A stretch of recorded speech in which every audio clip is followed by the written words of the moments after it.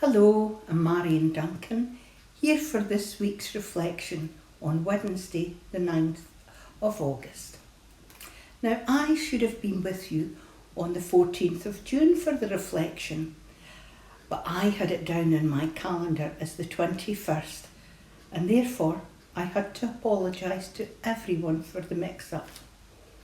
I did feel bad about it, and I had a few people asking what had happened to the reflection. And all of I can say is, some of us at one time or another have made an error or mixed up something with dates or meetings. The minister and others forgave me, but I did feel bad about it, and it was hard to forgive myself. So, what is forgiveness?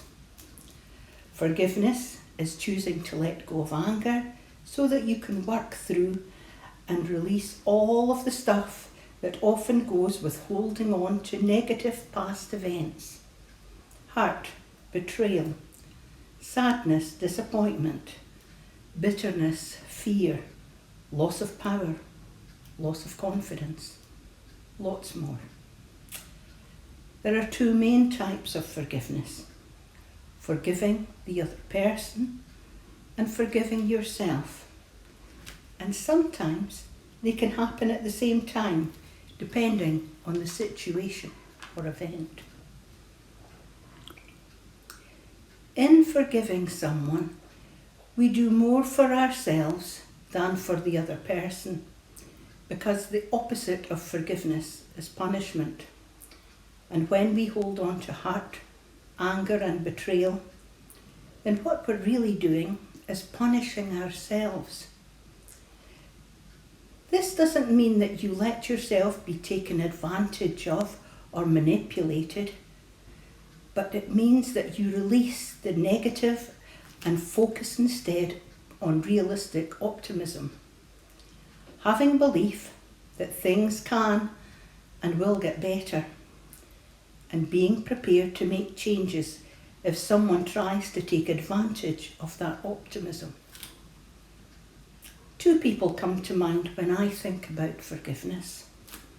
The first is Gordon Wilson of Enniskillen, who with his daughter Mary were at the remembrance service held on the 8th of November 1987, when the bomb planted by the Provisional IRA went off, killing 11 people, one of whom was Mary, and injuring many, including Gordon.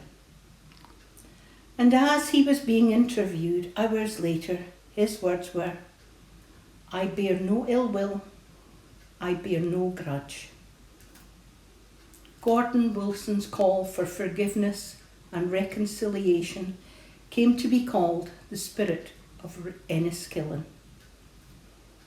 The other person that comes to mind is Nelson Mandela, who imprisoned on Robben Island for 27 years, finally being released in 1990.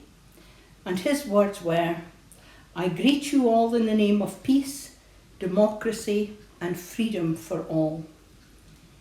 Nelson Mandela became President of South Africa in April 1994 and called for a time of healing, and stated that his government would fight against discrimination of any kind. He pledged to enter into a covenant to build a society in which all of South Africans, black and white, could walk tall without fear, assured of their rights of human dignity, a rainbow nation at peace with itself and the world.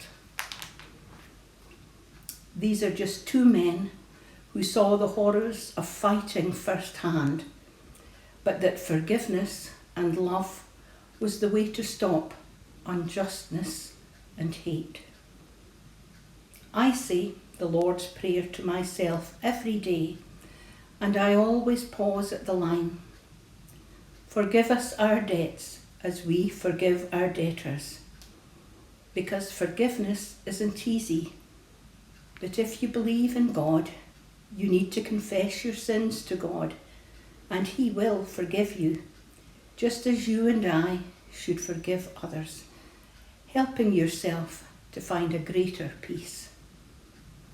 I finish with a quote by the 18th century English poet Alexander Pope, and it is, "To err is human, to forgive divine." Thank you for being with me today.